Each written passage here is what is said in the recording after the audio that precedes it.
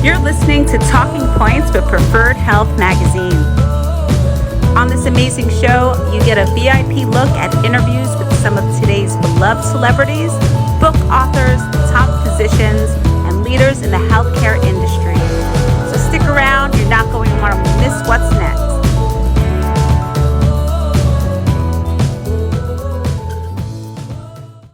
Today's special guest is the one and only Sharon Gless, the multi-Emmy and Golden Globe winning actress for roles such as Christine Cagney from Cagney and Lacey, Rosie O'Neill, The Trials of Rosie O'Neill, and my favorite character, Debbie Novotny of Queer as Folk, and Madeline Western from Burn Notice, among several other great roles. Her acting career spans over 4 decades in television, film, and stage, and she is here today to speak about her new memoir, cleverly titled, Apparently There Are Complaints. So let's welcome her to the show. Good afternoon, Sharon. Thanks for speaking with Preferred Health Magazine today. Thank you, Angelina. It's so good to have you. It's really a true honor. I have to say, you're going to be on the cover of our winter edition for 2022. So thanks for being with us. Oh. And, you know, you've always been one of those cool actresses that I've always admired growing up. Like, that's just how I see you. Personally, I feel like you're the same way off screen. It must be. It must be true. I am. I mean, I'm not like some of my characters, but... So, you know, it's 40 years now in acting. You've had some great stories to share, but what made you say it's time to write my memoir? And how did you come up with the name for that? Well, the memoir came into my life. I wasn't looking for it, certainly. I went into CBS for a meeting, which I thought was going to be a new series. And the president, after an hour of being there, thinking I'd just wooed them, the president of CBS, Nina Tassler, said, you know, we own Simon & Schuster, and I think you have a book in you. I said, well, Nina, I've never written a book. She said, no, but you're a storyteller. Yeah. So she had the president of Simon & Schuster call me the next morning. Very nice. I waited a year. I just thought, well, it's really nothing I do. And I wasn't so busy. So I decided I'd take it on. It took me 7 years. And you had asked me about the title, of which I'm very proud. It came out of the fact that I was in Hazleton for quite a long time. Hazleton is the Harvard of the rehabs in America. Oh, okay. And I'm sure it's all common knowledge now that I'm alcoholic. I didn't know it, but apparently there were complaints. When I got out of the Hazleton, somebody said, you were in Hazleton? I said, yeah. And they said, why were you in Hazleton? And I, trying to be witty, I said, apparently there were complaints. And that's where the title was born. So that's something that just stuck in your mind, that you said that to yourself, and yes, that's what's going to be the name. So I came up with the title before I wrote the book. Right. And now, how long did it take you to write the book itself? 7 years. 7 years. Why? Yes. Why so long? Was it just the process of getting those? Right. Yeah. It's a process I'm not used to, was never skilled at. I never even kept a diary as a kid. Never. I was afraid somebody'd read it. Right. And I always tell the truth. And I tell the truth in this book too. But I realized that I didn't enjoy being a writer. It's a very, very hard, different skill. Okay. But I do enjoy being an author now that it's done. Right. And you're talking to me, I'm very proud of being an author. And I don't know if I do it again. I have tons of boxes left of material. Okay. But I think I need a break, a little rest. Okay. That was a long journey, but a great one. I mean, throughout the book, what I kind of loved most of all, I mean, there's the highs, there's the lows, there's the great career. But what I loved is that there's always humor. And it kind of has this little thread of humor throughout the whole thing, which is probably just part of your personality. It's who you are. But, you know, has that sense of humor about life in general helped you be this successful, do you think? Yes, I believe so. I've always had a sense of humor. I laugh at myself easily. It actually has sustained me. I think I'm funny. You are. I mean, I laugh at my own jokes. That's a true sign, I believe, of a good sense of humor. And just having a great attitude, has sustained me through hard times and sad times and bad times. I always recover.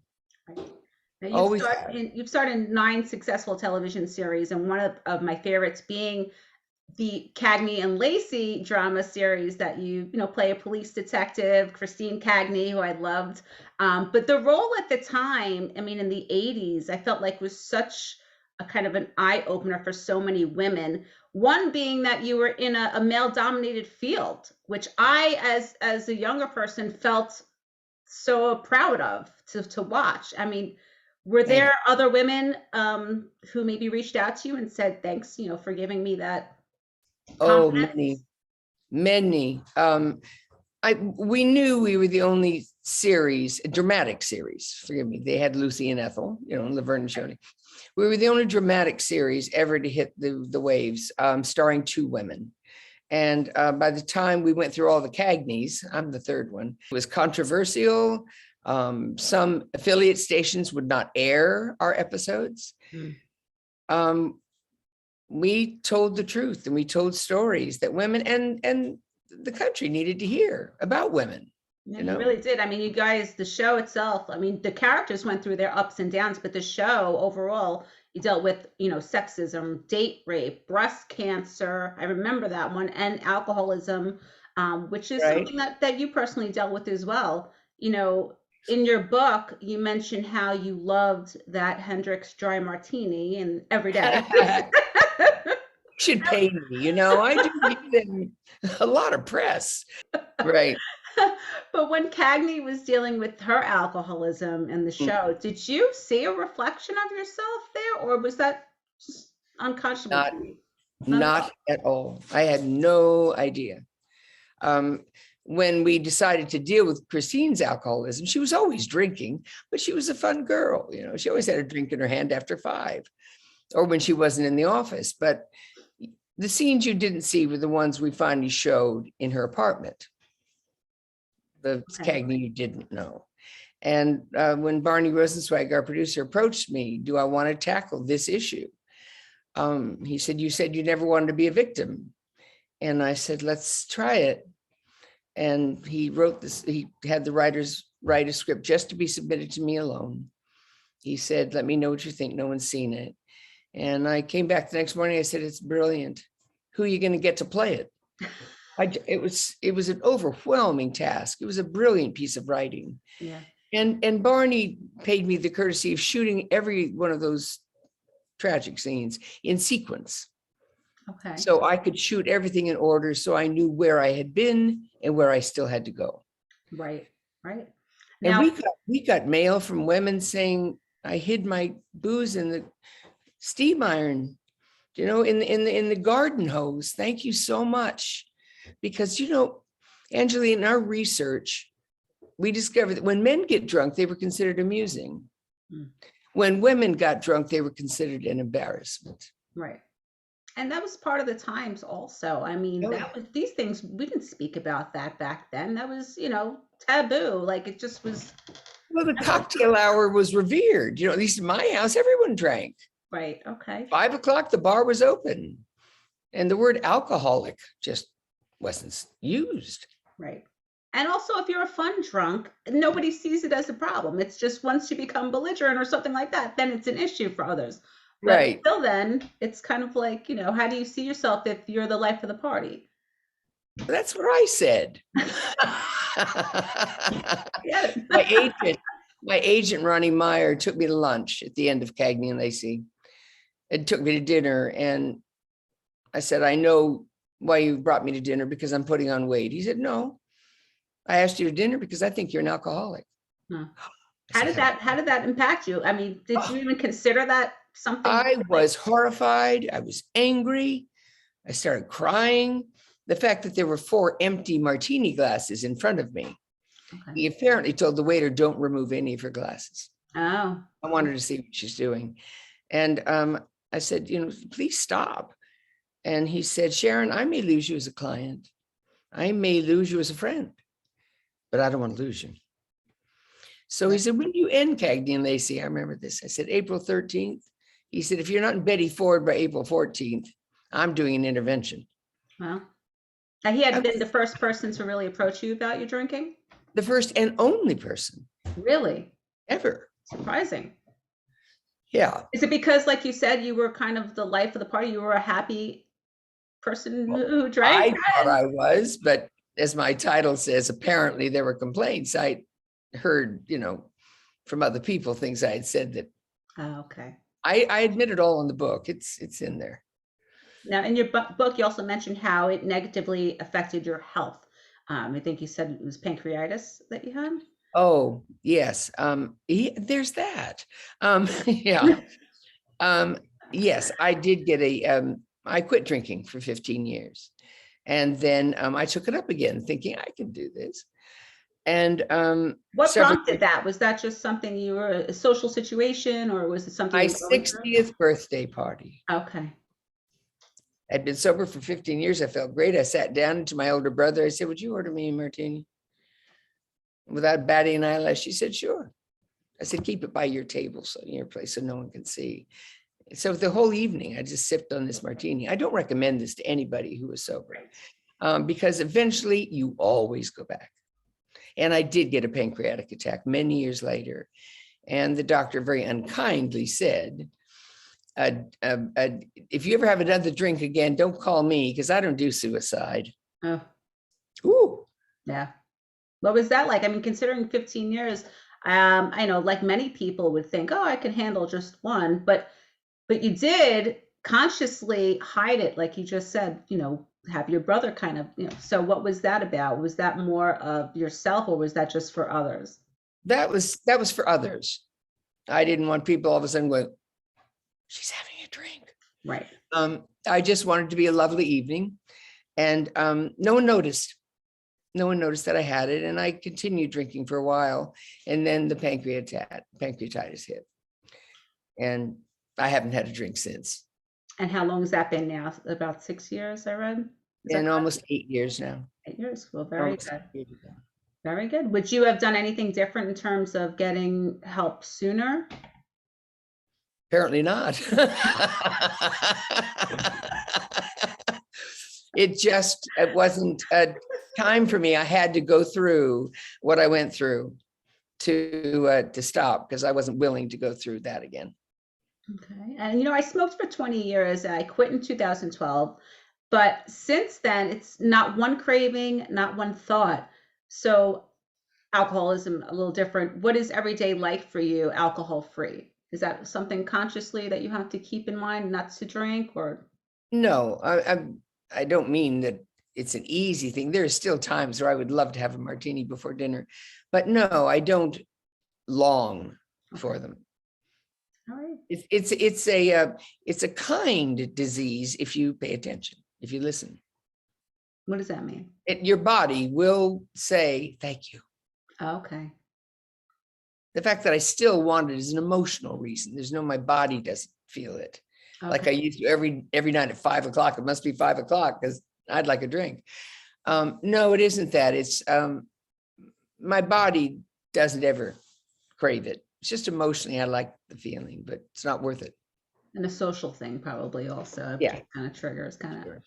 Well, let's talk about your roles. I know in 1999, you took the role of Showtime's Queer as Folk, Debbie Novotny, who's the mother of Michael. Great relationship between the two of them. Defender of gay rights and women's rights.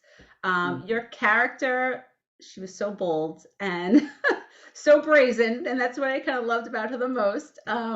Me too. I watched that show for, I think, all of the seasons. But when you first took the role as Debbie, did you realize how impactful the show would actually be? I thought it would. That's why I signed on. I called Showtime. I said I wanted the part. I went after it. Oh, really? And why did you, what did you read that just kind of grabbed you? Well, somebody sneaked me the pilot. Okay. And I read it. And I picked up the phone and I called Showtime. I said, I want that part. And the president of Showtime got on the phone and he said, Sharon, I like this idea. I think you'll bring a little class to the project. I said, Jerry, class is not what I had in mind. She was so great, though. I mean, fun. I growing up in New York, you kind of used to that language, so it was just so fun Right. to watch that. I didn't realize, I learned more from that character than any role I've ever played. Because I didn't, although, my best friends are gay, but I didn't realize the plight of the gay community at that time. There'd never been a show like it on the air, just like there'd never been a Cagney and Lacey. Right. In this instance, I was totally educated. Every episode, we dealt with issues that the gay community goes through, and I never knew. Right. I just thought we all laughed and had a great time, and it was a show unto itself, especially for that time. Nobody really, that just wasn't on the air. It just wasn't being spoken about on a daily basis, and so to watch the show and really get into those other characters that you worked with. Exactly. How was that for you? Like you said, you learned every day of what they had to deal with. It was wonderful. The boys and I and the women on the show are still friends to this day. Very nice. And I see them all the time whenever I'm in Los Angeles. And it was not that way with Cagney and Lacey. My very dearest friend is Tyne Daly. Tyne, yes. Mm-hmm. And we have stayed close, but all the other series I've done, and I've been told recently 9 of them, we just never hung out, the rest of us, socially. But the Queer as Folk gang, we do. Was it a fun set to be on also? Oh, it was so wonderful. I mean, some of it was tragic, some of the scenes, some of it was very sad, but they're very funny guys and very courageous. Those men were actors. They're not exhibitionists. Right. They now you're naked on camera. I used to say, may I stay and watch this scene? It's like, Sharon, go to your room. What are we filming here? This is great. Well, the actors were protected. When the scenes were actually shot, the rest of the set was emptied out. No, the director was not on the set. Oh, well. Only the actors and the camera operator. Okay. All right. The rest was viewed in video off the set. Okay. And now you're an active advocate for the LGBTQ plus community and an active participant also in ongoing struggles, to prevent the overturn of Roe versus Wade and women's rights. Why is advocating so important to you? And is this one of the most important things you've ever done really personally? Yes, I think this show had the most social impact on me. Queer as Folk. And yes, indeed, I am an advocate to save Roe versus Wade. I'm old enough to remember when Roe versus Wade didn't exist. Right. And I mean, fortunately, I never was in that position, but I have friends who were, and how they survived, I don't know. It was a terrible, terrible time when women had no choice. Right. I'll tell you, I know you didn't ask me this, but sometimes you don't realize when you do a show the impact you're having, because it's not like being on stage where there's applause. Right. We're just shooting and giving everything we have. In the case of Cagney and Lacey, even though we understood it was changing the history of television for women and handling issues that were sometimes never spoken of. I did a march on Washington right after we finished. It's when Bush was in office, and Whoopi Goldberg was there. Oh gosh, the woman who started the women's movement in our generation, Gloria Steinem, Tyne and I, we all carried this flag, and it was a long, long, long march, and we ended up on the stage in front of the Washington Monument. Okay. And they asked Tyne and me to go on, and we did. And I'm shy. And these women, thousands and thousands, hundreds of thousands of them, went crazy, started screaming and crying and applauding. And there they were in front of the Washington Monument, and I'm watching it. And I thought, we did make a difference. We did. Television's very powerful. Mm-hmm. And I think we'll have to be responsible for what we put on the air. Absolutely. I mean, your characters especially, they're so multi-dimensional. They, good, bad, outspoken, quietly calculating. There's just, you played the gamut, and just the topics the characters you've chosen have Well, I have to been, say, I didn't write it. We're right. nothing about the writers. I was just lucky enough to play them. And did you choose those characters, or do you feel like once you got into the role, they evolved? I turned down Cagney and Lacey twice. My producer, who's now my husband, says actors are not always the best judges of material, but I turned it down twice. And the third time I went to play it, I had no intention except just to do a good job. I had no idea what it would become. Why did you turn down the role? Was it just not attracted to you? Something? The first time I had just finished a pilot where I played a cop, and it didn't sell, and I didn't care for it, and I just didn't want to go around packing a rod, It just was two cops right after the other, and I said no. The second time, I was still under contract to Universal, and you can't do a series for another studio if you're under contract to one of them. Okay, all right. They can loan you out. They'll loan you out for everything, but not a TV series. So I said no the second time. And then Tyne and Meg Foster, who's a wonderful actress, she stepped in to play Cagney. Loretta Swit had done the first one. And they canceled Meg and Tyne. The press called them dykes. Yeah, I mean, all that was I remember this. I do. I remember all this. And then the blonde comes in, and they call me the Copacabana School of Acting. It doesn't matter. It just made everybody uncomfortable. I asked Tyne, I said, who is the enemy here? She said, fear. They're afraid of this. Yes. It's never been done, and it's in their face, and they don't want to know. But the audience did come forward. When Tyne and I were canceled, the viewing audience wrote letters, and CBS had to admit they'd made a mistake and brought us back. Excellent. What a great show. I remember that. Even to this day, I know it made an impact on my life, seeing you girls, on screen and going through what you guys went through. Now, fast forward though, another great show that I loved of yours was Burn Notice, where it's another mommy role, but totally opposite, right. Kind of deviating off of that, manipulating kind of personality that she was. Yes, she was. I didn't want to play another mother. I thought that Debbie Novotny on Queer was the best mom ever. She's the best mom ever. Yeah, and then I finally was introduced to Madeline. To Madeline on Burn Notice, and that became another kind of mother. I mean, no spy had ever had a mother. James Bond didn't have a mother, and they worked that character very well into the plots. They didn't want her every week because, a mother of a spy is not always around. But right. I find he was on almost every show as it went on for 7 years. Longest series I've ever done. What is it about that character that attracted you? Well, at the beginning, I thought she was funny. Yeah.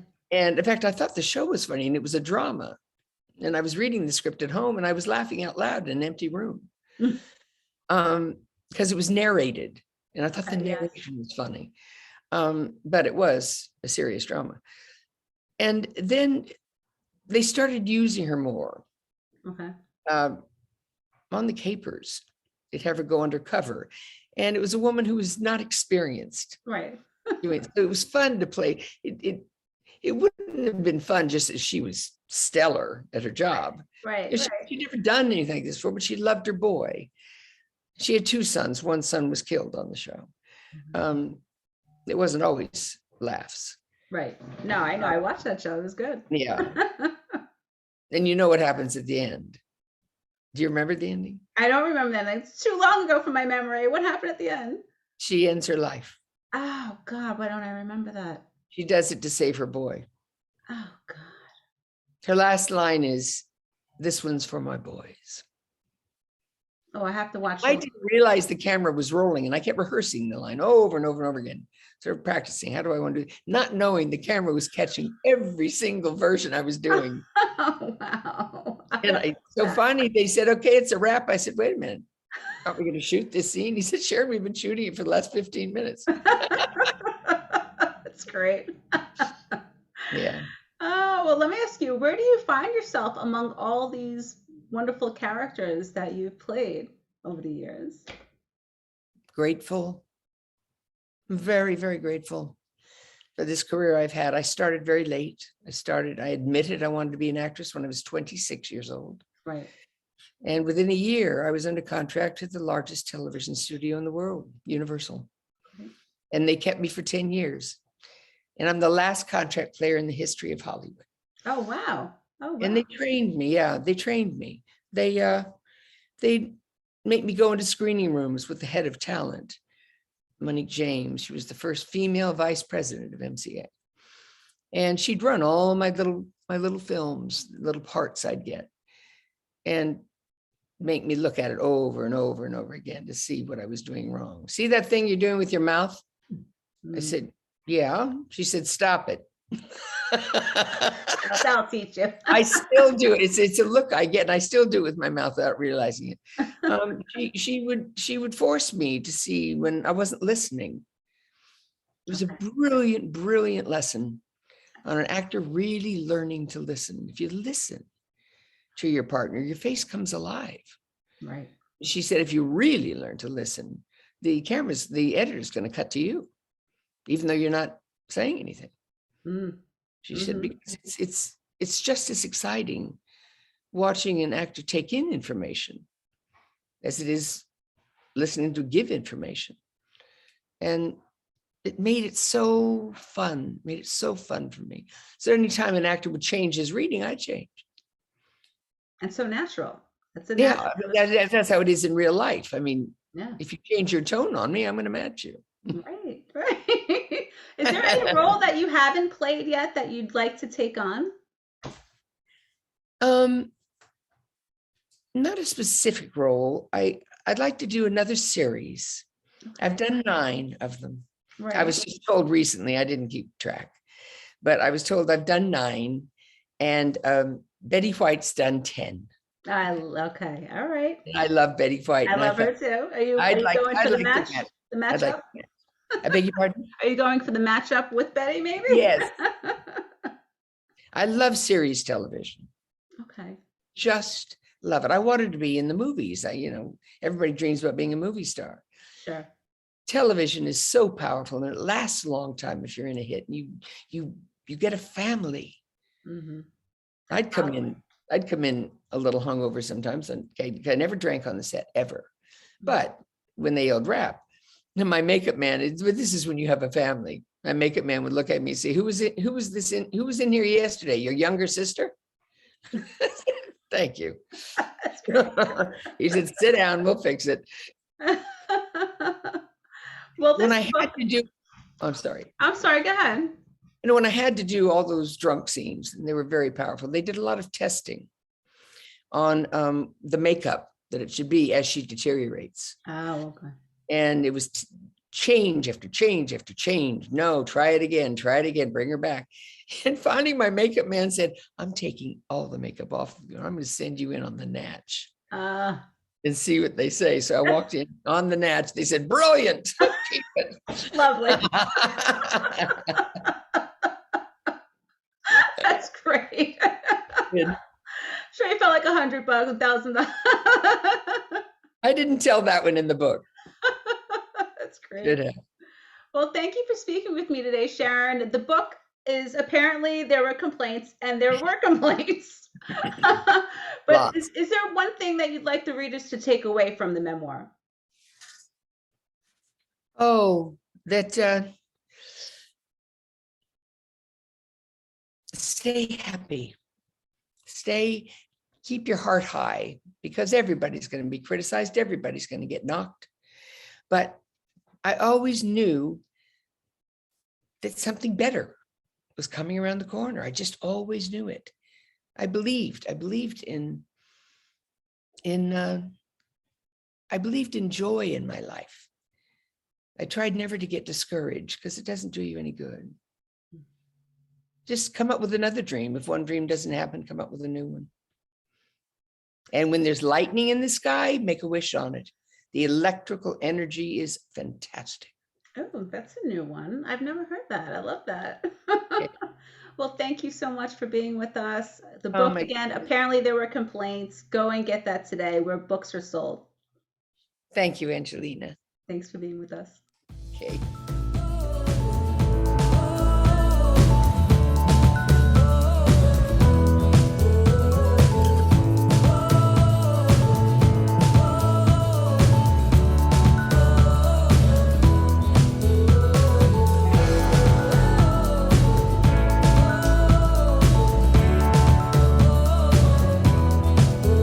Sharon Gless.